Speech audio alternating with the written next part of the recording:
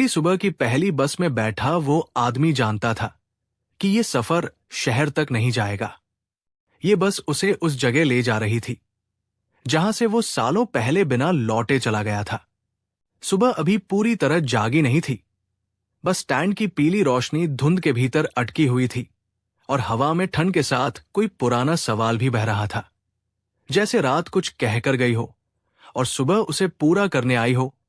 उसी धुंध में खड़ा था वो आदमी। उम्र उसके कंधों पर साफ दिखती थी, लेकिन आंखों में अब भी एक अधूरा डर ठहरा हुआ था। हाथ में पुराना थैला, कंधे पर एक शॉल और जेब में एक चिट्ठी जिसे वो बरसों से खोलने से डरता रहा था। पहली बस धीरे धीरे स्टैंड पर आकर रुकी।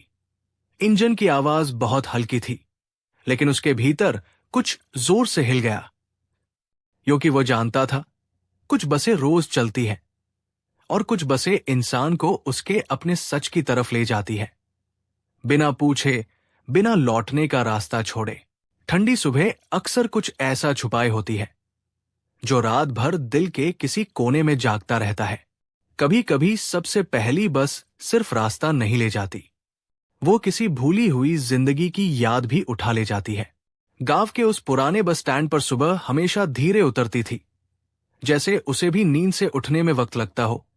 धुंध हवा में तैरती रहती, मिट्टी की गंध ठंड के साथ मिलकर सांसों में उतरती और पीपल के पेड़ की छाया के नीचे रखी टूटी बेंच पर बैठा हर इंसान थोड़ा सा अपने भीतर सिमट जाता। वही उस सुबह भी सूरज पूरी तरह निकला नहीं था और आसमान हल्का स्लेटी था, जैसे किसी ने रंग घोलने से पहले ब्रश रोक दिया हो। बस स्टैंड पर लगी पीली ट्यूबलाइट अब भी जल रही थी। उसकी रोशनी में धूल के कण धीरे धीरे तैर रहे थे और उसी धुंध के बीच बैठा था रमेश। उम्र करीब 50 के आसपास, चेहरे पर हल्की झुर्रियां, आंखों के नीचे थकान की परछाई और हाथों में एक पुराना थैला। ऐसा थैला जो कई बार सिला गया हो, कई बार खोला गया हो और शायद उतनी ही बार उसमें से कुछ निकाला और छोड़ा गया हो।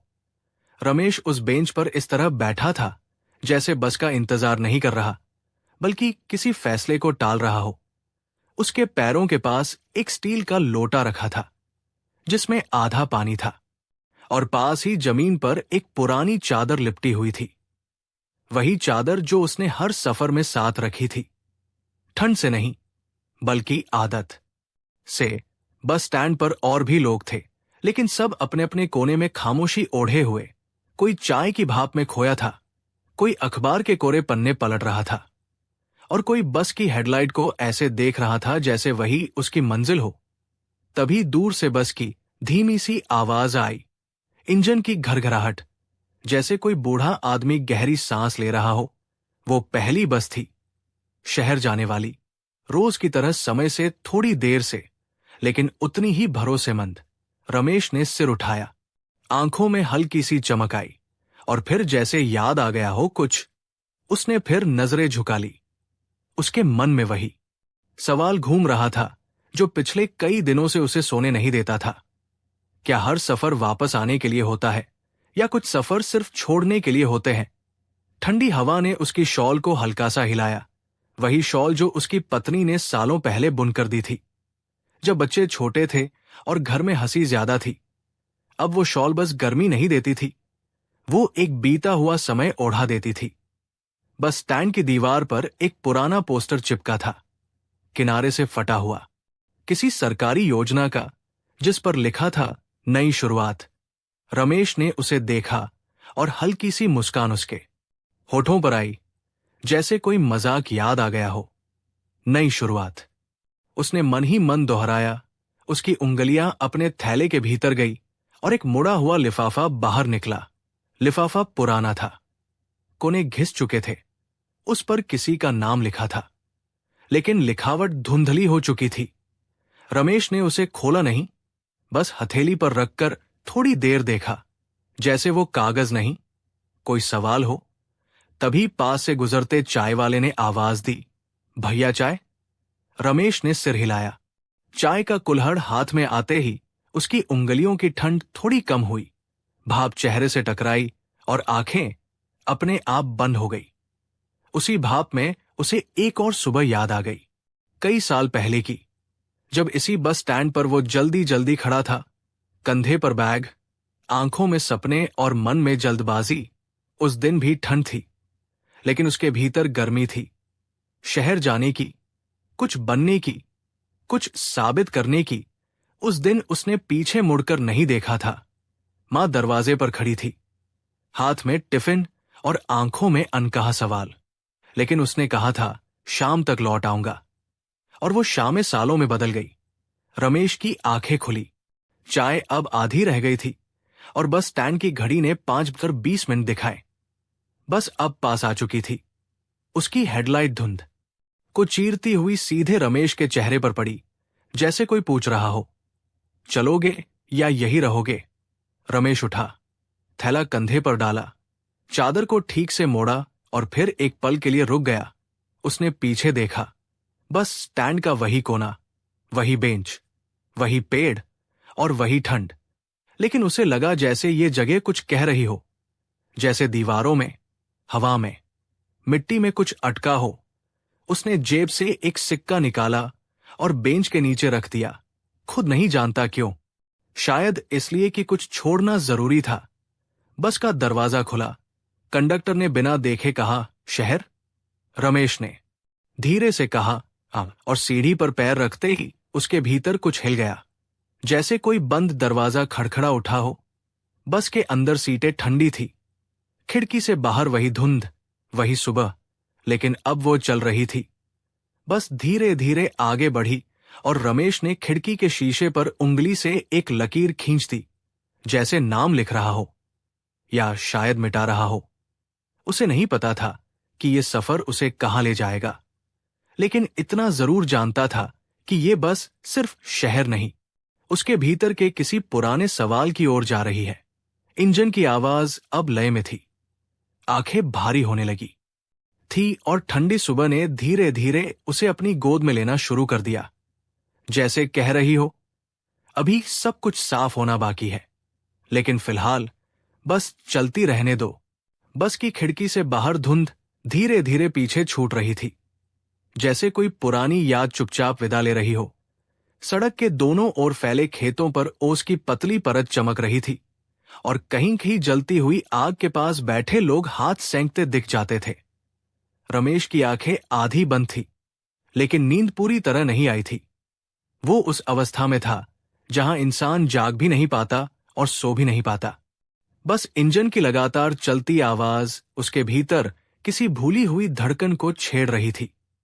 सीट के नीचे रखा उसका थैला हल्का सा हिल रहा था, जैसे उसमें बंद चीजें भी जानती हूं कि ये सफर आसान नहीं है। सामने वाली सीट पर एक बूढ़ी औरत बैठी थी, सिर पर मोटी सी ऊनी टोपी, गोद में कपड़े में लिपटा हुआ कोई सामान, शायद सब्जी या पूजा का प्रसाद। उसकी आंखें बार बार खिड़की के बाहर जाती और फिर अपने हाथों पर टिक जाती, जैसे गिन रही हो कि जीवन में कितना बचा है और कितना पीछे छूट गया। बस के भीतर कोई ज्यादा बातें नहीं कर रहा था, सिर्फ कभी कभी खांसने की आवाज, सीट के स्प्रिंग का चरमराना और ड्राइवर की हल्की सी खिड़की खोलने की आवाज। रमेश ने अपनी शॉल को थोड़ा और कस लिया। ठंड अब शरीर से ज्यादा मन में उतर रही थी। उसे याद आया कि उसने घर से निकलते वक्त कमरे की खिड़की बंद नहीं की थी, वही खिड़की जिसके पास सालों पहले उसकी बेटी खड़ी होकर बाहर झांकती थी और पूछती थी, बाबा आप कब आओगे? और वो हर बार हंसकर कह देता था, जल्दी। एक ऐसा शब्द जो कभी सच नहीं हुआ। बस ने एक हल्का सा मोड़ लिया और रमेश का सिर खिड़की से टिक गया। शीशा ठंडा था। उस ठंड में उसे अपनी पत्नी की हथेली याद आई, जो हर सुबह उठकर पहले चूल्हे की आग जलाती थी और फिर उसकी चाय रखती थी। वो कभी ज्यादा बातें नहीं करती थी, बस आंखों से पूछ लेती थी कि आज लौटोगे या नहीं, और वो हर बार बिना देखे कह देता था, आज देर हो जाएगी। बस की खिड़की के बाहर एक टूटा हुआ मील का पत्थर दिखा, जिस पर आधा लिखा था, नगर 12 किमी। रमेश ने मन ही मन सोचा, कुछ दूरी ऐसी होती है जो मीलों में नहीं नापी जाती, वो दूरी सालों में नापी जाती है, और वो दूरी उसके और उसके घर के बीच हमेशा बनी रही। तभी बस अचानक थोड़ी धीमी हुई आगे सड़क पर एक पुराना पुल था, जिसके नीचे से पतली सी नदी बहती थी। पानी शांत था, जैसे किसी ने उसे भी थाम कर रखा हो। बस रुकने लगी और ड्राइवर ने पीछे की ओर मुड़कर कहा, 5 मिनट का ब्रेक। कुछ लोग नीचे उतरे। रमेश भी धीरे से उठा। पैरों में हल्की अकड़न थी, जैसे शरीर भी सवाल कर रहा हो कि कहां जा रहे हो। पुल के पास ठंडी हवा और तेज थी। रमेश रेलिंग के पास खड़ा हो गया और नीचे बहते पानी को देखने लगा। पानी में आसमान का धुंधला सा अक्स दिख रहा था। उसे याद आया कि एक बार इसी तरह उसने अपनी बेटी को नदी किनारे बैठकर पत्थर फेंकना सिखाया था। वो हंसते हुए कह रही थी, बाबा देखो कितनी दूर गया, और वो उस दूरी पर गर्व कर रहा था। आज वही दूरी उसे भारी लग रही थी। तभी पीछे से किसी ने धीरे से पूछा, आप भी शहर जा रहे हैं? रमेश ने मुड़कर देखा। वही बूढ़ी औरत थी। उसकी आवाज में अजीब सी नरमी थी। रमेश ने सिर हिलाया। हां, औरत ने हल्की सी मुस्कान के साथ कहा, शहर सबको बुलाता है, लेकिन लौटाता कम को है। ये कहकर वो आगे बढ़ गई। रमेश वही खड़ा रह गया, जैसे किसी ने उसके मन की बात बाहर रख दी हो। बस का हॉर्न बजा और सब वापस चढ़ने लगे। रमेश अपनी सीट पर लौटा, लेकिन अब उसका मन और ज्यादा बेचैन था। उसने थैले से वही पुराना लिफाफा निकाला। उंगलियां थोड़ी कांप रही थी। लिफाफे के भीतर एक चिट्ठी थी, बहुत पुरानी, जिस पर उसकी पत्नी की लिखावट थी। उसने अब तक उसे पूरी तरह कभी नहीं पढ़ा था, सिर्फ खोलकर बंद कर देता था, जैसे डरता हो कि शब्द उसे पकड़ लेंगे। बस के अंदर बैठते ही उसने चिट्ठी को थोड़ा सा खोला। पहले ही वाक्य पर उसकी सांस अटक गई। अगर तुम ये पढ़ रहे हो तो शायद बहुत देर हो चुकी है। उसने आगे नहीं पढ़ा, चिट्ठी को वापस मोड़ लिया और आंखें बंद कर ली। बस फिर से चल पड़ी थी। सड़क अब थोड़ी चौड़ी हो गई थी। दूर कई फैक्ट्रियों की चिमनियों से धुआं उठता दिख रहा था। शहर पास आ रहा था, और उसके साथ पास आ रही थी वो बात जिससे वो सालों से भागता रहा था। बस के भीतर हल्की सी धूप आने लगी थी। सूरज अब ऊपर चढ़ चुका था, लेकिन रमेश के भीतर अब भी सुबह ठंडी थी। उसे याद आया कि उसने घर छोड़ते वक्त दरवाजे की कुंडी ठीक से नहीं लगाई थी, जैसे भीतर कहीं उम्मीद थी कि कोई रोकेगा। लेकिन किसी ने नहीं रोका, या शायद उसने किसी को रुकने का मौका नहीं दिया। सामने वाली सीट की बूढ़ी औरत अब चुपचाप माला फेर रही थी, हर मनके के साथ जैसे कुछ छोड़ रही हो। रमेश ने खिड़की से बाहर देखा। शहर के पहले मकान दिखने लगे थे, दीवारों पर पोस्टर, बिजली के तारों का जाल, और सड़कों पर बढ़ती भीड़। उसे अचानक लगा कि वो इस भीड़ में बहुत छोटा है, और उसकी कहानी भी उतनी ही छोटी है, लेकिन उसके भीतर का बोझ बहुत बड़ा है। बस ने रफ्तार कम की और ड्राइवर ने कहा, अगला स्टॉप आखिरी है। रमेश ने थैला उठाया, शॉल को ठीक किया और एक गहरी सांस ली। ये वही सांस थी जो उसने सालों पहले नहीं ली थी, जब वो भाग रहा था। बस रुकी, दरवाजा खुला और शहर की आवाजें भीतर घुस आई। लेकिन रमेश कुछ पल वही खड़ा रहा, जैसे तय कर रहा हो कि बाहर उतरना है या भीतर ही रह जाना है। आखिरकार उसने एक कदम आगे बढ़ाया, लेकिन उसी पल उसके मन में एक अजीब सा सवाल उठा। क्या वो सच में शहर आया है या बस अपने अतीत से मिलने? और उसी सवाल के साथ उसके कदम जमीन पर पड़े, जहां से आगे रास्ता नया था, लेकिन पीछे छूटे निशान अब भी गीले थे। ठंडी सुबह अब पीछे थी, लेकिन उसका असर अब भी दिल में ठहरा हुआ था, जैसे कोई अधूरी बात जो अभी पूरी होनी बाकी हो। शहर की जमीन पर पैर रखते ही रमेश को लगा जैसे हवा का वजन बदल गया हो। यहां हवा में गांव जैसी मिट्टी की खुशबू नहीं थी, बल्कि धुएं, गीले सीमेंट और जल्दबाजी की मिलीजुली गंध थी। बस स्टैंड से बाहर निकलते ही लोग तेज कदमों से इधर उधर जा रहे थे। कोई फोन पर बात करता हुआ, कोई किसी को ढूंढता हुआ, और कोई बस अपनी ही परछाई से आगे निकलने की कोशिश में। रमेश कुछ पल वही खड़ा रहा, जैसे शरीर शहर में आ गया हो, लेकिन मन अब भी उस पुल के नीचे बहती नदी के पास अटका हो। उसने थैले की पट्टी कंधे पर ठीक की और धीरे धीरे सड़क के किनारे चलने लगा। उसे किसी से पूछना नहीं था कि कहाँ जाना है, क्योंकि वो जानता था, या शायद मानता था, कि उसके कदम खुद उसे वहां ले जाएंगे जहां उसे पहुंचना है। सड़क के उस पार एक पुरानी इमारत खड़ी थी, पीले रंग की, जगह जगह से उखड़ा हुआ प्लास्टर, खिड़कियों के शीशे धूल से धुंधले, और मुख्य दरवाजे के ऊपर टंगा एक बोर्ड जिस पर आधा मिटा हुआ नाम लिखा था। वही जगह थी जहां वो सालों पहले काम करता था, वही फैक्ट्री जहां उसने पहली बार अपने हाथों से कुछ कमाया था और पहली बार घर लौटने में देर की थी। रमेश ने सड़क पार की। हर कदम के साथ उसे अपने दिल की धड़कन साफ सुनाई दे रही थी। फैक्ट्री का गेट आधा खुला था। भीतर से मशीनों की आवाज नहीं आ रही थी, सिर्फ सन्नाटा, ऐसा सन्नाटा जिसमें पुराने शोर की गूंज फंसी रहती है। उसने गेट को हल्का सा धक्का दिया। वो बिना आवाज किए खुल गया, जैसे किसी को उसके आने की उम्मीद पहले से हो।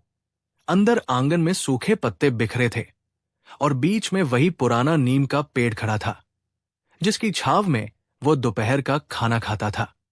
पेड़ के तने पर अब भी किसी ने चाकू से नाम खोदा हुआ था। रमेश ने पास जाकर देखा, धुंधला सा उसका ही नाम था, और उसके नीचे एक तारीख, वही तारीख जिस दिन उसने पहली बार घर न लौटने का फैसला किया था। उसकी आंखें भर आई, लेकिन आंसू बाहर नहीं आए, जैसे वे भी तय नहीं कर पा रहे हो कि अब निकलना चाहिए या नहीं। तभी पीछे से किसी के कदमों की आहट हुई। रमेश ने मुड़कर देखा। एक दुबला पतला आदमी, सफेद बाल, आंखों पर मोटा चश्मा, वही चौकीदार जो कभी हर शाम उससे पूछता था, आज घर जाओगे?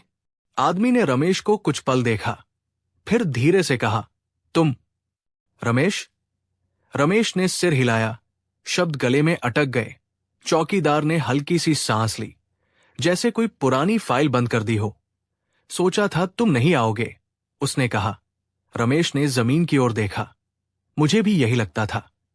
चौकीदार ने गेट की ओर इशारा किया। अब यहां कोई काम नहीं होता, फैक्ट्री बंद हो गई है, जैसे कई घर बंद हो जाते हैं, बिना बताए। ये कहते हुए वो आगे बढ़ गया। रमेश वही खड़ा रह गया। उसे लगा जैसे ये जगह भी उससे वही सवाल पूछ रही हो जो उसकी पत्नी ने कभी नहीं पूछा था। क्यों नहीं लौटे?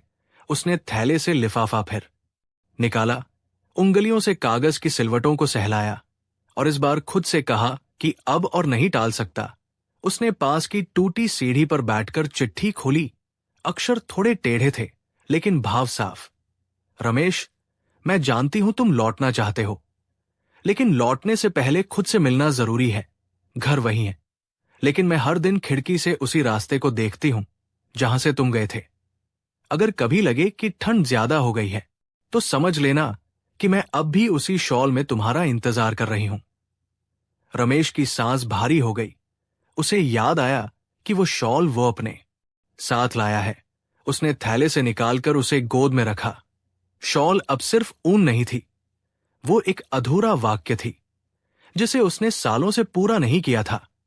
फैक्ट्री के भीतर कहीं से हवा आई और सूखे पत्ते सरसराते हुए उसके पैरों के पास आ गए। रमेश ने शॉल को कसकर पकड़ा, जैसे कोई डूबता आदमी तिनके को पकड़ लेता है। तभी दूर कहीं मंदिर की घंटी बजी, बहुत धीमी लेकिन साफ। उसे लगा जैसे ये आवाज उसे याद दिला रही हो कि अभी सब खत्म नहीं हुआ है। उसने चिट्ठी को वापस लिफाफे में रखा, थैले में नहीं, बल्कि अपनी शॉल के भीतर, जैसे दिल के पास रखना चाहता हो। फिर धीरे धीरे उठा और फैक्ट्री से बाहर निकल आया। गेट अब भी खुला था, लेकिन उसे लगा जैसे उसने भीतर कुछ छोड़ दिया है। शायद डर, शायद पछतावा, या शायद वो रमेश जो हमेशा भागता रहा। सड़क पर आकर उसने आसमान की ओर देखा। धुंध अब पूरी तरह छंट चुकी थी। सूरज साफ दिखाई दे रहा था और उसकी रोशनी इमारतों के बीच से रास्ता बनाती हुई जमीन तक पहुंच रही थी। रमेश ने एक गहरी सांस ली। ये वही सांस थी जो उसने बस से उतरते वक्त अधूरी छोड़ दी थी। और अब उसके कदम फिर से चल पड़े, लेकिन इस बार किसी काम की तलाश में नहीं, बल्कि किसी जवाब की ओर। शहर अब भी शोर से भरा था, लेकिन उसके भीतर एक अजीब सी शांति उतरने लगी थी, जैसे ठंडी सुबह धीरे धीरे उसे समझा रही हो कि कुछ मुलाकातें देर से होती है, लेकिन जब होती है तो रास्ता खुद ब खुद खुलने लगता है। रमेश के कदम अब शहर की उस सड़क पर बढ़ रहे थे जहां इमारतें पास पास खड़ी थी और उनके बीच की गलियों में धूप बहुत देर से पहुंचती थी। हवा में सुबह की ठंड अब भी बची हुई थी, लेकिन उसमें रात का बोझ नहीं था। जैसे किसी ने चुपचाप कह दिया हो कि डर अब थोड़ा हल्का हो सकता है। उसने चलते चलते जेब से घड़ी निकाली। सुइयां आगे बढ़ चुकी थी, लेकिन समय जैसे भीतर अटका हुआ था। सड़क के किनारे एक पुरानी चाय की दुकान थी। टीन की छत, लकड़ी का काउंटर और पीछे दीवार पर टंगे कैलेंडर के पन्ने, जिन पर तारीखें बदलती रही लेकिन तस्वीर वही रही। रमेश वहां रुक गया, न जाने क्यों। शायद इसलिए कि यह दुकान भी किसी बीते समय की तरह थी, न पूरी तरह जिंदा, न पूरी तरह बंद। चाय वाले ने बिना पूछे एक कुल्हड़ आगे बढ़ा दिया, जैसे पहचान गया हो, या शायद हर थका हुआ चेहरा उसे एक जैसा लगता हो। रमेश ने कुल्हड़ दोनों हाथों में थाम लिया। गर्मी उंगलियों तक पहुंची और फिर सीधे दिल तक। पहली घूंट लेते ही उसे अपनी पत्नी की बनाई चाय याद आ गई। वो कभी चाय में ज्यादा चीनी नहीं डालती थी। कहती थी आदत मीठी होनी चाहिए, स्वाद नहीं। रमेश की आंखें कुछ पल के लिए बंद हो गई और उस अंधेरे में उसे घर का आंगन दिखा, जहां सुबह सुबह धूप जमीन पर चौकोर खांचे बनाती थी और उसकी बेटी उन्हीं खांचों पर कूद कूद कर खेलती थी। तभी चाय वाले ने धीरे से पूछा, काफी देर बाद आए लगते हो। रमेश ने कुछ नहीं कहा, बस हल्का सा सिर हिलाया, जैसे मान रहा हो कि हाँ, बहुत देर हो चुकी है। चाय खत्म कर वो फिर चल पड़ा। सड़क अब थोड़ी ढलान पर थी और नीचे की ओर एक पुराना मोहल्ला खुलता था। वही मोहल्ला जहां कभी उसने किराए का कमरा लिया था, जहां खिड़की से रेलवे लाइन दिखती थी और हर रात गुजरती ट्रेनें उसे कहीं और जाने की बेचैनी देती थी। रमेश ने उस गली में कदम रखा। पत्थरों से बनी सड़क अब भी वैसी ही थी, बस बीच बीच में पैबंद लगे थे, जैसे किसी ने टूटे रिश्ते जोड़ने की कोशिश की हो। एक घर के बाहर तुलसी का पौधा रखा था, सूखा हुआ, लेकिन मिट्टी में अब भी नमी थी। उसे देखकर रमेश को लगा जैसे कोई अब भी पानी देता है। भले ही देर से। गली के आखिर में वही मकान था, नीली पेंट उखड़ी हुई, दरवाजे पर जंग लगी कुंडी और ऊपर एक टूटा हुआ बल्ब। रमेश कुछ पल वहां खड़ा रहा। उसके हाथ अपने आप कांपने लगे। ये वही दरवाजा था जिसे उसने सालों पहले बिना पीछे देखे बंद किया था। तब उसे लगा था कि यह सिर्फ एक कमरा है, लेकिन आज समझ आ रहा था कि यह उसकी पहली दूरी थी। उसने धीरे से कुंडी को छुआ। ठंडी थी, जैसे बरसों से किसी का इंतजार कर रही हो। तभी भीतर से किसी बच्चे की हंसी सुनाई दी। रमेश चौंक गया। उसे लगा जैसे समय ने अचानक करवट ली हो। दरवाजा खुला और सामने एक औरत खड़ी थी, उम्र करीब 40 के आसपास। आंखों में थकान, लेकिन चेहरे पर अपनापन। उसने रमेश को देखा और पूछा, किसे ढूंढ रहे हैं? रमेश कुछ पल चुप रहा, फिर बोला, यहां पहले मैं रहता था। औरत ने उसे ऊपर से नीचे तक देखा, फिर हल्की सी मुस्कान के साथ कहा, अंदर आइए, यादें शायद अब भी यही हों। रमेश अंदर गया। कमरा बदल चुका था। दीवारों पर नई तस्वीरें, फर्श पर नई चटाई, लेकिन खिड़की वही थी। वही खिड़की जिससे उसने कभी घर को फोन किया था और झूठ बोला था कि बस निकल चुकी है। रमेश खिड़की के पास खड़ा हो गया। बाहर ट्रेन नहीं थी, सिर्फ खाली पटरियां और दूर जाती धूप। औरत ने पानी का गिलास बढ़ाया। रमेश ने धन्यवाद कहा और एक घूंट लिया। उसे लगा जैसे ये पानी सिर्फ प्यास नहीं बुझा रहा, बल्कि कुछ और भी ठंडा कर रहा है। उसने धीरे से पूछा, ये कमरा आपको कैसे मिला? औरत बोली, पति की नौकरी यही लगी, सोचा कहीं तो टिके। रमेश ने मन ही मन दोहराया, टिकना, यही तो वो नहीं कर पाया था। कुछ देर बाद वो बाहर आ गया। दरवाजा बंद हुआ, लेकिन आवाज नहीं आई, जैसे ये जगह उसे बिना शिकायत जाने दे रही हो। गली से निकलते हुए उसने पीछे नहीं देखा, क्योंकि इस बार वो जानता था कि जो देखना था वो देख चुका है। सड़क पर आते ही उसके फोन ने हल्की सी आवाज की रमेश ने चौंक कर स्क्रीन देखी। एक मिस्ड कॉल, नंबर अनजान था। लेकिन दिल ने जैसे पहचान लिया हो, उसने वापस कॉल नहीं किया, बस फोन को जेब में रख लिया। क्योंकि कुछ बातें कॉल पर नहीं होती, उन्हें आमने सामने होना पड़ता है। शहर का शोर अब भी आसपास था, लेकिन रमेश के भीतर कुछ स्थिर हो गया था, जैसे कोई टूटी हुई चीज आखिरकार अपनी जगह पर टिक गई हो। उसने आसमान की ओर देखा। बादल पतले हो चुके थे और उनके बीच नीला रंग झांक रहा था। उसे लगा जैसे ठंडी सुबह अब धीरे धीरे दोपहर में बदल रही है, और उसके साथ उसकी कहानी भी। उसने शॉल को कंधे पर ठीक किया। वो शॉल अब उसे बोझ नहीं लग रही थी, बल्कि रास्ता दिखा रही थी। और वो बिना जल्दी किए आगे बढ़ने लगा, क्योंकि अब उसे पता था कि कुछ दरवाजे बंद करने के लिए नहीं होते, वे बस इसलिए होते हैं कि एक दिन हम उन्हें फिर से खोल सकें। और उसी सोच के साथ उसके कदम शांत हो गए, सांसें गहरी हो गई, और मन ने पहली बार कहा, अभी सब खत्म नहीं हुआ है, अभी कुछ कहना बाकी है, कुछ सुनना बाकी है। और ये शहर, ये सुबह, ये ठंड, सब मिलकर उसे उसी अधूरी बात की ओर ले जा रहे हैं, जो शायद अब पूरी हो सके। अगर आप अब भी साथ चल रहे हैं, तो बस खुद को थोड़ा और ढीला छोड़ दीजिए। कहानी धीरे धीरे अपने सच के पास पहुंच रही है। शहर की दोपहर अब पूरी तरह जाग चुकी थी, लेकिन रमेश के भीतर अब भी सुबह की नमी बची हुई थी। वो बिना किसी तय दिशा के चलता रहा, जैसे पैरों को पता हो कि कहाँ रुकना है और मन को अब आदेश देने की जरूरत न हो।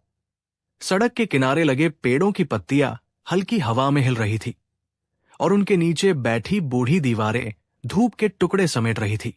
रमेश को लगा जैसे ये दीवारें भी किसी का इंतजार करती रही हों, और अब थक कर बस धूप में आंखें मूंद लेना चाहती हों।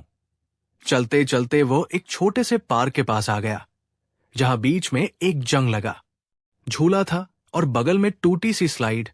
पार्क में बच्चे नहीं थे, सिर्फ एक आदमी बेंच पर बैठा था, सिर झुकाए, हाथों में कोई कागज। रमेश वहीं पास की बेंच पर बैठ गया, थैला नीचे रखा, शॉल को ठीक किया और गहरी सांस ली। यह पहली बार था जब उसने खुद को रुकने की इजाजत दी थी। पार्क में दूर कहीं एक रेडियो धीमी आवाज में बज रहा था, पुराना सा गीत, जिसके बोल साफ नहीं थे, लेकिन भाव बहुत जाने पहचाने। रमेश ने आंखें बंद कर ली, और उसी बंद आंखों में उसे अपनी बेटी का चेहरा दिखा। वही आंखें, वही सवाल, आप कब आओगे? और आज पहली बार उसे लगा कि वो उस सवाल का जवाब जानता है। तभी बगल की बेंच से कागज की हल्की सी सरसराहट आई। रमेश ने आंखें खोली। सामने बैठा आदमी वही कागज मोड़ रहा था। रमेश ने अनायास ही पूछा, कुछ खो गया है? आदमी ने ऊपर देखा, उसकी आंखें लाल थी, जैसे बहुत देर रोया हो। वो बोला, नहीं, कुछ मिला है। बहुत देर से रमेश ने कुछ नहीं कहा, बस सिर हिला दिया। दोनों कुछ पल चुप बैठे रहे, जैसे दो अजनबी एक ही खामोशी में अपने अपने बोझ रख रहे हों। तभी रमेश के फोन ने फिर हल्की सी आवाज की। इस बार कॉल आ रही थी, वही अनजान नंबर। रमेश ने स्क्रीन को देखा, दिल की धड़कन तेज हो गई। उसने फोन उठाया, लेकिन कान से लगाने से पहले ही कॉल कट गई। रमेश ने फोन को हाथ में थामे रखा, जैसे वो सिर्फ एक डिवाइस नहीं, बल्कि कोई दहलीज हो। उसे याद आया कि उसकी पत्नी अक्सर कहती थी, कुछ आवाजें तब तक नहीं आती जब तक हम सुनने के लिए तैयार न हो। शायद यही वह पल था। रमेश ने उठकर पार्क से बाहर कदम रखा। सड़क पार करते हुए उसने देखा कि सामने एक पुरानी इमारत के नीचे एक छोटा सा अस्पताल है। बोर्ड पर लिखा था, सरकारी उपस्वास्थ्य केंद्र। अक्षर घिसे हुए थे, लेकिन नाम अब भी पढ़ा जा सकता था। रमेश के कदम अपने आप धीमे हो गए। उसके भीतर कुछ सिकुड़ सा गया। उसे याद आया कि आखिरी बार वो अस्पताल तब आया था जब उसकी पत्नी बीमार पड़ी थी। वो उस दिन नहीं आया था। उसने फोन पर बस इतना कहा था, अभी काम बहुत है, और वो काम कभी खत्म नहीं हुआ। रमेश कुछ पल बाहर खड़ा रहा। अंदर से दवाइयों की मिलीजुली गंध आ रही थी, और कहीं दूर किसी बच्चे के रोने की आवाज। उसने साहस जुटाया और अंदर चला गया। अस्पताल का कमरा छोटा था। दीवारों पर फीके रंग, कुर्सियों पर बैठे लोग और एक नर्स जो फाइलें पलट रही थी। रमेश ने धीरे से पूछा, यहां पहले एक औरत भर्ती थी। नाम था शांति। नर्स ने ऊपर देखा, रमेश के चेहरे को ध्यान से देखा, फिर फाइलों में कुछ खोजा और बोली, बहुत पहले की बात है वो तो। नर्स की आवाज धीमी हो गई। रमेश ने आगे नहीं पूछा, उसे जवाब मिल चुका था। वो बाहर आ गया। धूप अब तेज थी, लेकिन उसे ठंड लग रही थी। उसने शॉल को कसकर ओढ़ लिया। वो शॉल अब भी उसकी पत्नी की हथेलियों की गर्मी रखे थी। उसने सड़क किनारे खड़े होकर आंखें बंद की और पहली बार अपने भीतर के अपराध को बिना भागे देखा। कोई रोना नहीं, कोई चीख नहीं, बस एक गहरी स्वीकृति, जैसे मन ने धीरे से मान लिया हो कि कुछ गलतियां सुधारी नहीं जाती, उन्हें बस स्वीकार किया जाता है। तभी उसके फोन पर एक संदेश आया, उसी अनजान नंबर से। सिर्फ 2 शब्द, मैं हूं। रमेश की आंखें भर आई, उंगलियां कांपने लगी। उसने जवाब नहीं लिखा, बस वही खड़ा रहा। आसमान की ओर देखा। बादल अब पूरी तरह हट चुके थे और नीला रंग साफ था। उसने मन ही मन कहा, मैं भी हूं। और उसी क्षण उसे लगा कि यह सफर सिर्फ पछतावे का नहीं, बल्कि मिलने का भी है। उसने फोन जेब में रखा और धीरे धीरे चल पड़ा। कदम अब हल्के थे, जैसे कुछ बोझ उसने उसी अस्पताल की दहलीज पर उतार दिया हो। सड़क के किनारे एक फूल वाला बैठा था। पीले गेंदा के फूल सजे थे। रमेश ने एक छोटा सा गुच्छा लिया, पैसे दिए और फूलों को शॉल में संभाल लिया। उसे नहीं पता था कि वो इन्हें कहां ले जाएगा, लेकिन ये जानता था कि कुछ बातें शब्दों से नहीं, सिर्फ फूलों से कही जाती है। शाम की हल्की परछाइयां अब जमीन पर लंबी होने लगी थी और रमेश को पहली बार लगा कि दिन ढलने से डर नहीं लग रहा, क्योंकि इस बार अंधेरा किसी से छुपाने नहीं, बल्कि किसी से मिलने आ रहा है। उसने सड़क के मोड़ पर रुककर आखिरी बार शहर को देखा, वही शहर जो उसे सालों पहले बुलाकर ले गया था और आज बिना शोर के उसे कुछ वापस दे रहा था। उसने गहरी सांस ली और उस दिशा में बढ़ गया जहां से संदेश आया था। मन में कोई जल्दी नहीं, कोई हड़बड़ी नहीं, बस एक शांत सी उम्मीद, जैसे ठंडी सुबह के बाद आने वाली वो धूप जो जलाती नहीं, सिर्फ सहलाती है। और उसे यकीन हो चला था कि ये बस का सफर अब किसी अंत की ओर नहीं, बल्कि किसी मुलाकात की ओर जा रहा है, जहां शायद पहली बार वो बिना झूठ के, बिना बहाने के, बस खुद बनकर खड़ा हो सकेगा। शाम की हल्की ठंड अब फिर से लौटने लगी थी और शहर की सड़कों पर पीली रोशनियां एक एक करके जल उठी थी। रमेश उस संदेश के बाद बहुत देर तक बस चलता रहा, बिना ये सोचे कि दूरी कितनी है, क्योंकि कुछ मुलाकातें रास्ते से नहीं, मन की तैयारी से तय होती है। उसके हाथ में फूलों का वो छोटा सा गुच्छा अब भी था। गेंदा के फूलों की खुशबू शॉल में घुलकर कुछ ऐसा बना रही थी जो स्मृति और वर्तमान के बीच की पतली रेखा जैसा था। सड़क के किनारे दुकानों के शटर गिर रहे थे, कहीं रेडियो पर खबरें चल रही थी और कहीं किसी घर से बर्तन रखने की आवाज आ रही थी। वही रोजमर्रा की आवाजें जिनसे वो कभी भागता था, और आज उन्हीं में उसे अजीब सी शांति मिल रही थी। थोड़ी दूर चलकर वो एक पुराने बस अड्डे के पास पहुंचा। यहां बसें नहीं थी, सिर्फ खड़ी यादें थी, टूटी हुई सीटें, जंग लगा बोर्ड और दीवारों पर उखड़ा हुआ रंग। रमेश वहीं रुक गया। उसे याद आया कि यहीं से उसने पहली बार घर लौटने की टिकट टाल दी थी।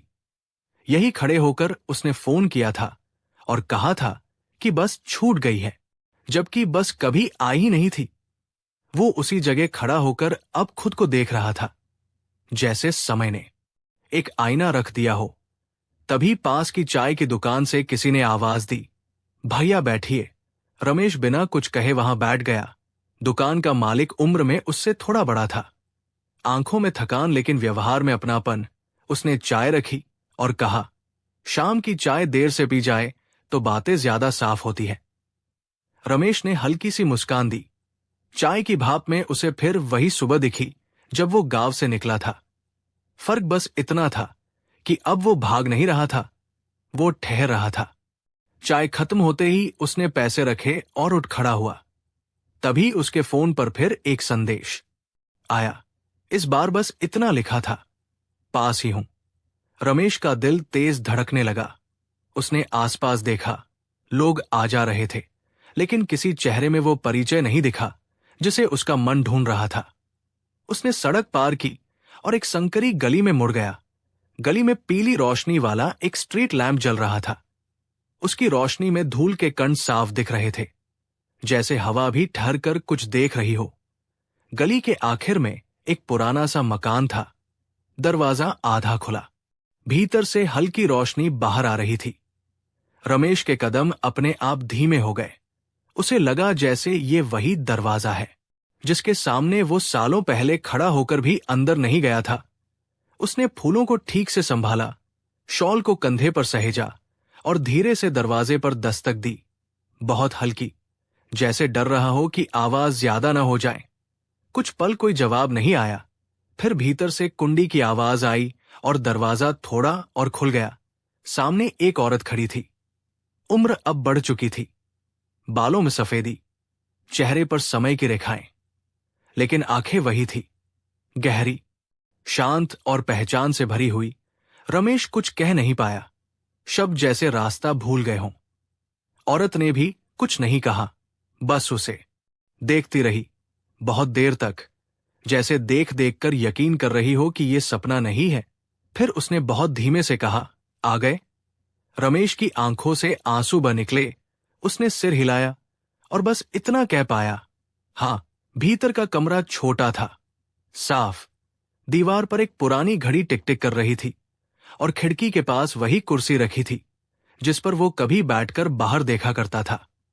रमेश ने फूलों का गुच्छा आगे बढ़ाया। औरत ने उसे दोनों हाथों से लिया, जैसे कोई बहुत नाजुक चीज हो। उसने कहा, मैंने सोचा था तुम नहीं आओगे। रमेश ने सिर झुका लिया।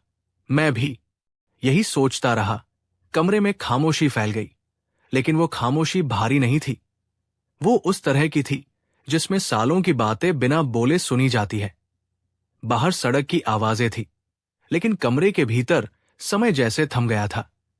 रमेश को लगा जैसे उसने बहुत देर बाद सांस लेना सीखा हो, और उसी सांस में उसका सारा पछतावा धीरे धीरे पिघलने लगा, जैसे ठंड में रखा दिया किसी ने हथेलियों में थाम लिया हो और लौ बिना हिले जलती रही हो।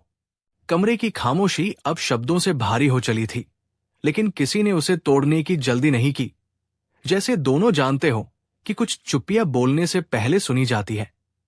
औरत ने फूलों को पास की मेज पर रख दिया, उसी मेज पर जहां सालों से एक अधजली अगरबत्ती पड़ी रहती थी। शायद रोज जलाई जाती थी और रोज आधी छोड़ दी जाती थी। रमेश ने उसे देखा और समझ गया कि कुछ इंतजार ऐसे होते हैं जो पूरे कभी नहीं होते, बस रोज दोहराए जाते हैं। वो धीरे से कुर्सी पर बैठ गया, वही कुर्सी जो खिड़की के पास रखी थी। लकड़ी अब और घिस चुकी थी, लेकिन उस पर बैठते ही उसे अपना पुराना वजन याद आ गया, जैसे समय ने शरीर बदला हो पर जगह ने पहचान नहीं भूली हो। औरत ने चूल्हे पर रखी केतली की ओर देखा और बिना पूछे चाय बनाने लगी। पानी उबलने की आवाज कमरे में गूंजने लगी, वही आवाज जो कभी सुबह की शुरुआत हुआ करती थी। रमेश की आंखें नम हो गई। उसे याद आया कि वो कितनी बार चाय पिए बिना निकल गया था, कितनी बार कहा था बाद में, और वो बाद में कभी आया ही नहीं। चाय की खुशबू फैलते ही कमरे में एक अजीब सी गर्माहट आ गई, जैसे दीवारों ने भी सांस लेना शुरू कर दिया हो। औरत ने 2 कप रखे, एक रमेश के सामने और एक अपने पास। दोनों ने चाय उठाई, लेकिन पी नहीं, बस भाप को देखते रहे। आखिर रमेश ने बहुत धीमे से कहा, मैं। औरत ने हाथ उठाकर उसे रोक दिया। अभी नहीं, उसने कहा, अभी चाय ठंडी मत होने दो। रमेश चुप हो गया। पहली घूंट के साथ जैसे उसका गला खुला, आंखों से आंसू गिर पड़े, लेकिन उसने पोंछे नहीं, उन्हें गिरने दिया, क्योंकि कुछ आंसू सफाई नहीं मांगते, बस जगह चाहते हैं। औरत उसे देखती रही। उसकी आंखों में शिकायत नहीं थी, बस थकान थी, और शायद थोड़ा सा सुकून भी, जैसे किसी भारी बोझ को जमीन पर रख दिया गया हो। चाय खत्म होने तक दोनों ने कुछ नहीं कहा। फिर औरत उठी और अलमारी से एक पुराना सा रजिस्टर निकाल लाई। उसके पन्ने पीले पड़ चुके थे। उसने रजिस्टर रमेश के सामने रखा और बोली, ये मैंने हर दिन लिखा है। रमेश ने कांपते हाथों से पन्ना पलटा। तारीखें थी, छोटे छोटे वाक्य थे। कभी सिर्फ एक पंक्ति, आज भी नहीं आया। कभी दो शब्द, ठंड ज्यादा है। और कहीं कहीं खाली पन्ने, जैसे उन दिनों कुछ भी लिखने लायक नहीं बचा हो। रमेश की सांसें तेज हो गई।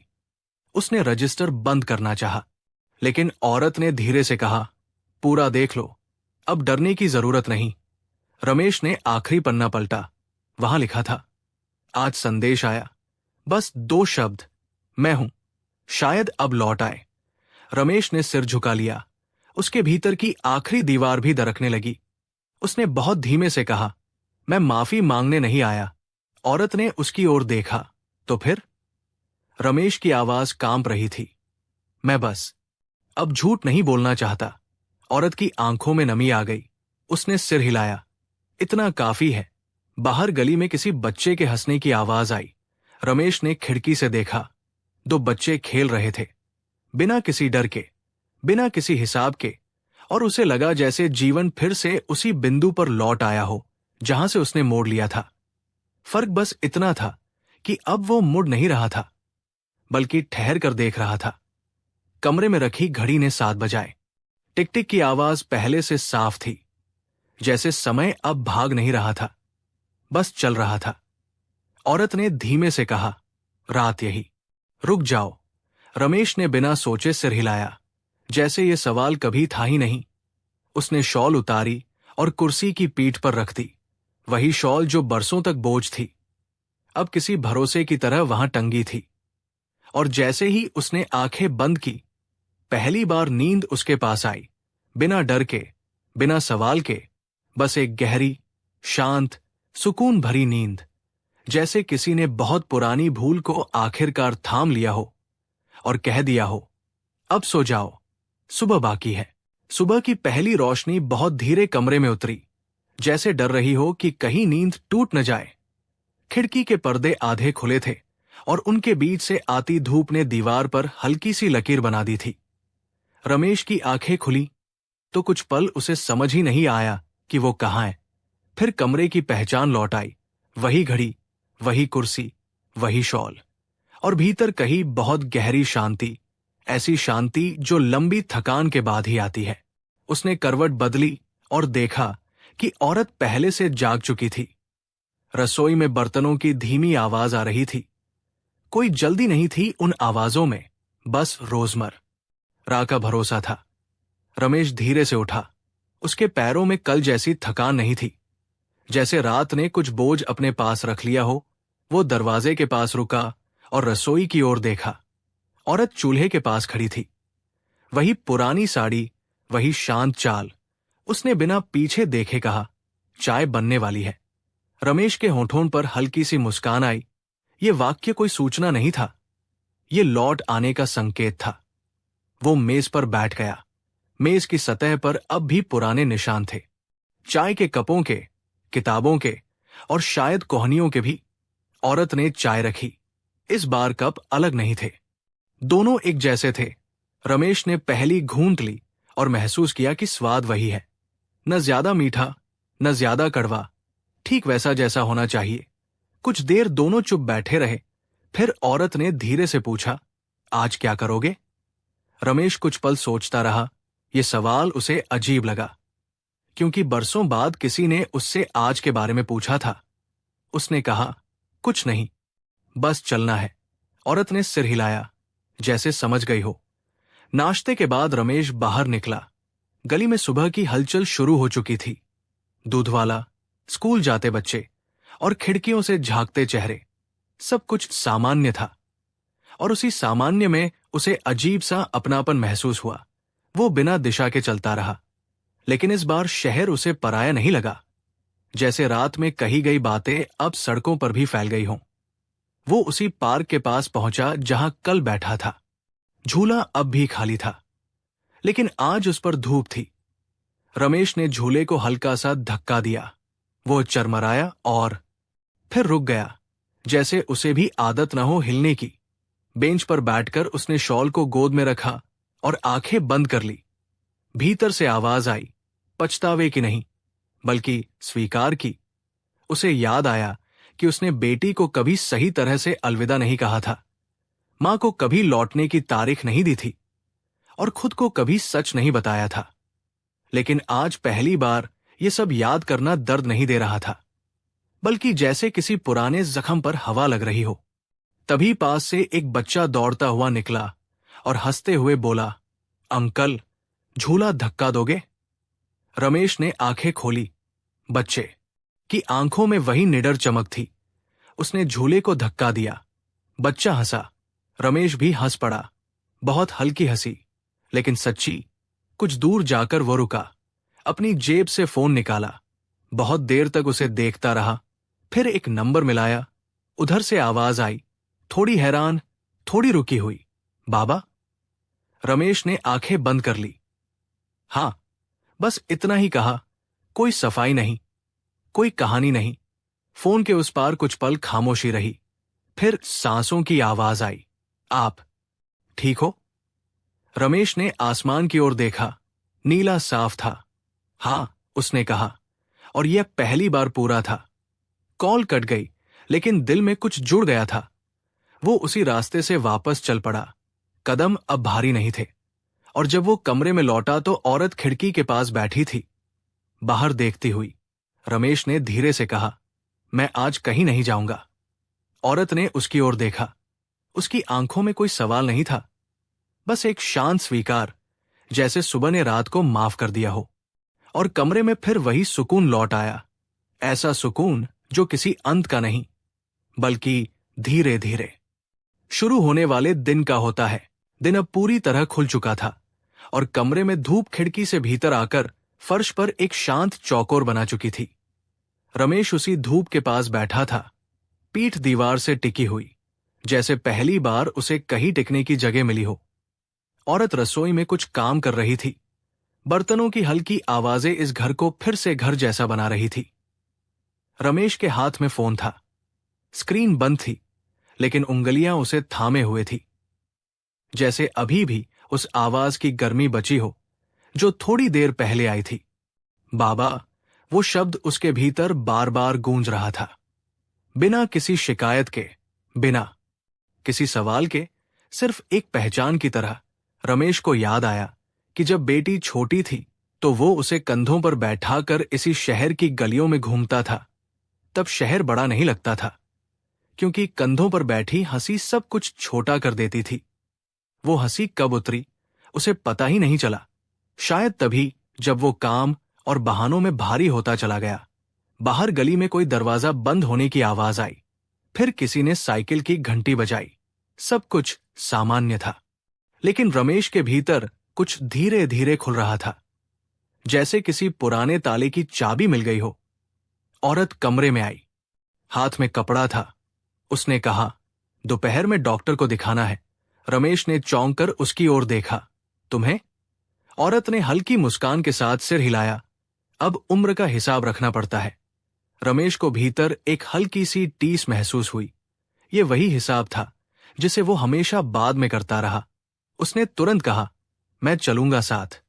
औरत ने उसे देखा थोड़ी देर, फिर बोली, अगर चाहो। रमेश ने कुछ नहीं कहा, बस सिर हिला दिया। दोपहर की धूप में दोनों साथ साथ निकले। कदम धीमे थे, लेकिन साथ थे। सड़क पर चलते हुए रमेश को लगा जैसे ये शहर अब उसे पहचान रहा हो, या शायद वो पहली बार शहर को देख रहा हो। अस्पताल वही था, वही फीकी दीवारें, वही गंध, लेकिन इस बार वो अकेला नहीं था। कतार में बैठे लोग, दीवार से टिके बुजुर्ग, और बीच बीच में आती नर्स की आवाज, सब कुछ वैसा ही था। फिर भी कुछ बदला हुआ था। रमेश ने महसूस किया कि डर अब सामने बैठा है, पीछे नहीं। डॉक्टर ने सामान्य बातें की, दवाइयां लिखी। औरत ने पर्ची संभाली। रमेश ने पैसे दिए।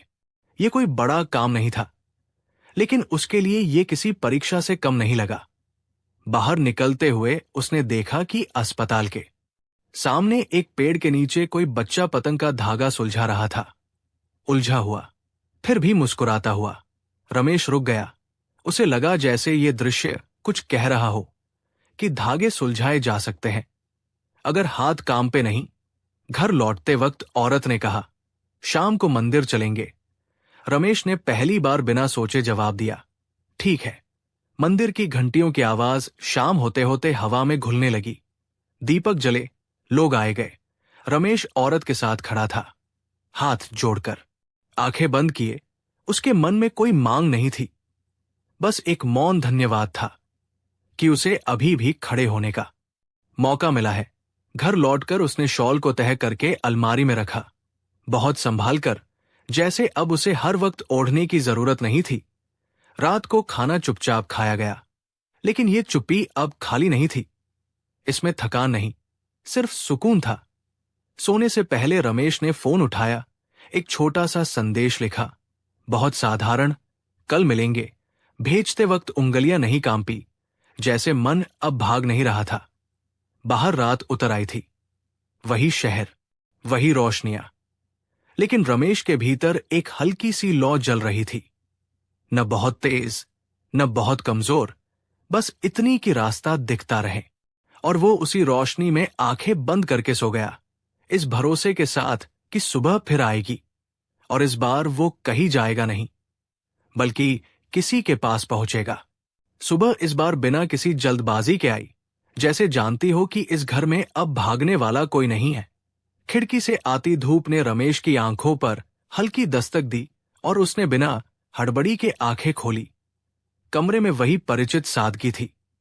दीवार पर टंगी घड़ी, अलमारी में सहेजी गई शॉल और रसोई से आती चाय की धीमी खुशबू। उसने करवट बदली और एक पल के लिए छत को देखता रहा। उसे लगा जैसे इतने सालों बाद वो पहली बार किसी सुबह को पहचान पा रहा है। बिना डर के, बिना हिसाब के, बाहर गली में बच्चों की आवाजें थी, स्कूल जाने की तैयारी, और उन ही आवाजों में उसे अपनी बेटी की हंसी सुनाई दी। वो उठकर बैठ गया, दिल में एक हल्की सी घबराहट थी। आज मिलने का दिन था, वो मिलन जो फोन के उस छोटे से वाक्य में बंधा था। कल मिलेंगे। औरत पहले से जाग चुकी थी। उसने रमेश की ओर देखकर कहा, नाश्ता कर लो, बाहर जाना है। रमेश ने सिर हिलाया। थाली में रखी रोटी और सब्जी साधारण थी, लेकिन हर कौर में एक स्थिरता थी, जैसे भोजन नहीं, भरोसा खा रहा हो। निकलते वक्त रमेश ने शॉल को अलमारी में ही रहने दिया। उसे लगा अब इसकी जरूरत नहीं। बाहर की हवा ठंडी थी, लेकिन मन में अब कंपी नहीं थी। वो तय जगह की ओर चल पड़ा, एक छोटा सा कैफे, जहां कभी वो ऑफिस से लौटते वक्त खड़ा होकर चाय पीता था। आज वो वहां पहले से पहुंच गया। कुर्सी पर बैठकर हाथों को आपस में जोड़ लिया।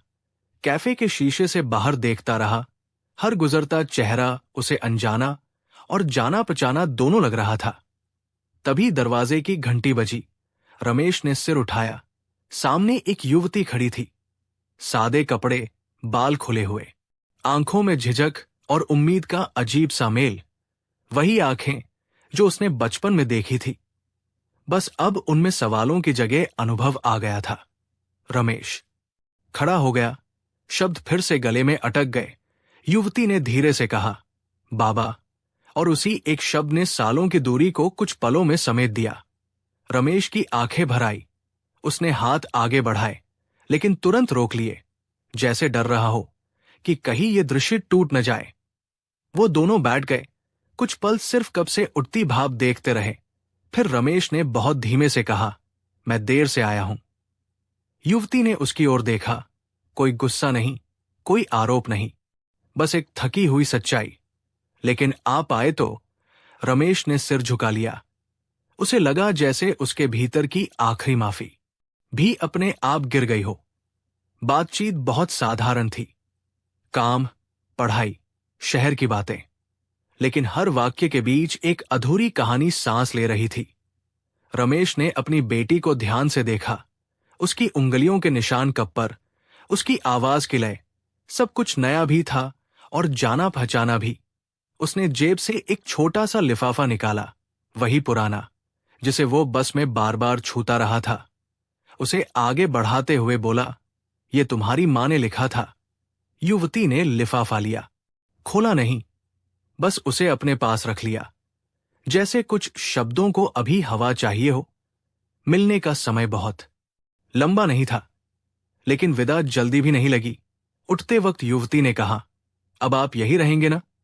रमेश ने बाहर की धूप की ओर देखा, फिर अंदर की रोशनी की ओर, और बहुत शांत स्वर में कहा, हां। यह किसी वादे जैसा नहीं था, बल्कि एक ठहराव था। बाहर निकलते वक्त रमेश को लगा जैसे शहर अब उसे धक्का नहीं दे रहा, बल्कि रास्ता दे रहा है। वो धीरे धीरे घर की ओर लौटने लगा। कदमों में कोई हड़बड़ी नहीं, मन में कोई बोझ नहीं। और उस दिन की दोपहर पहली बार उसे महसूस हुआ कि कुछ मुलाकातें सवालों के जवाब नहीं देती, वे बस ये यकीन दिला देती है कि देर से ही सही जगह पहुंचा जा सकता है। और यही यकीन उसे भीतर तक शांत करता चला गया। शाम उस दिन कुछ अलग तरह से उतरी, जैसे शहर ने भी धीमे कदम रख दिए हों। रमेश घर लौटा तो कमरे में हल्की सी रोशनी थी। खिड़की के पास दिया जल रहा था और उसकी लौ बिना हिले स्थिर थी। औरत रसोई में थी। सब्जी काटने की धीमी आवाज आ रही थी, वही साधारण आवाज जो अब उसे किसी संगीत जैसी लगने लगी थी। रमेश ने चुपचाप जूते उतारे, हाथ धोए और खिड़की के पास आकर खड़ा हो गया। बाहर आसमान गुलाबी और नीले के बीच अटका हुआ था, जैसे दिन और रात एक दूसरे से विदा लेने में समय ले रहे हों। उसने जेब से फोन निकाला। स्क्रीन पर बेटी का नाम अब भी वही था। उसने कोई संदेश नहीं लिखा, बस नाम को देखा और फोन रख दिया। कुछ रिश्ते अब शब्द नहीं मांगते थे, सिर्फ मौजूदगी। खाना चुपचाप खाया गया, लेकिन इस बार चुप्पी में कोई खालीपन नहीं था, उसमें भरोसे की गर्माहट थी। खाने के बाद औरत ने अलमारी खोली और रमेश की शॉल निकालकर उसके हाथ में रख दी। ठंड बढ़ेगी, उसने कहा। रमेश ने शॉल को देखा, फिर बहुत धीरे से उसे वापस अलमारी में रख दिया। अब जरूरत नहीं। औरत ने कुछ नहीं कहा, बस हल्की सी मुस्कान आई। रात गहराने लगी। बाहर कहीं दूर ट्रेन की आवाज आई, वही आवाज जो कभी उसे भागने का बहाना देती थी, आज वही आवाज उसे स्थिर कर रही थी। रमेश पलंग पर बैठा, आंखें बंद की और पहली बार अपने अतीत को बिना डर के याद किया। गलतियां, चुप्पियां, देर से लिए गए फैसले, सब कुछ जैसे एक साथ सामने आया और फिर धीरे धीरे शांत हो गया। जैसे नदी में फेंका गया पत्थर कुछ देर हलचल पैदा करता है और फिर पानी फिर से शांत हो जाता है। उसने महसूस किया कि माफी हमेशा किसी और से नहीं मांगी जाती, कभी कभी खुद से मांगी जाती है, और आज उसने वही कर लिया था। बाहर ठंडी हवा चली, पर्दा हौले से हिला और दिया अब भी जलता रहा। रमेश लेट गया, सांसें गहरी हो गईं। मन ने आखिरी बार कहा, सब ठीक है, और उस भरोसे के साथ नींद ने उसे अपने भीतर ले लिया। ऐसी नींद जिसमें कोई सपना नहीं था, सिर्फ सुकून था, जैसे किसी बहुत पुरानी भूल को आखिरकार माफ कर दिया गया हो और सुबह को अब कोई जवाब नहीं, सिर्फ रोशनी लेकर आना हो। जब यह कहानी अब अपने अंत की तरह शांत हो रही है, तो शायद आपके भीतर भी कुछ हल्का हो गया होगा, जैसे किसी ने बिना बताए दिल से एक पुराना बोझ उतार दिया हो। बाहर मौसम धीरे धीरे बदल रहा है। ठंड की सुबह अब हल्की धूप में बदल चुकी है। पेड़ों की पत्तियों पर जमी ओस पिघल रही है और हवा में अब कोई जल्दबाजी नहीं बची, बस एक स्थिर सुकून है। ठीक वैसा ही सुकून जैसा तब आता है जब कोई बहुत देर से लौटा इंसान आखिरकार बैठ जाता है। लेकिन हर कहानी पूरी तरह खत्म नहीं होती। कुछ कहानियां बस चुपचाप अगला मोड़ पकड़ लेती है, और वहीं से सीजन 2 शुरू होगा, जहां ये बस रुकी नहीं थी, बल्कि आगे बढ़ रही थी। अगली कहानी में हम एक और ठंडी सुबह से मिलेंगे, लेकिन इस बार बस में बैठा इंसान भाग नहीं रहा होगा, वो किसी और को लेने जा रहा होगा। गांव के एक छोटे से स्टेशन से, जहां एक टूटा हुआ घर, एक बंद कमरा और एक पुरानी घड़ी किसी का इंतजार कर रही होगी। सीजन 2 रिश्तों की उन परतों को खोलेगा जिन्हें समय ने ढक दिया था। वहां सवाल होंगे जो पूछे नहीं गए, खत होंगे जो भेजे नहीं गए, और लोग होंगे जो लौटने की हिम्मत तो रखते हैं, लेकिन रास्ता नहीं जानते। मौसम थोड़ा अलग होगा, शायद हल्की बारिश, शायद पतझड़, लेकिन भाव वही रहेगा।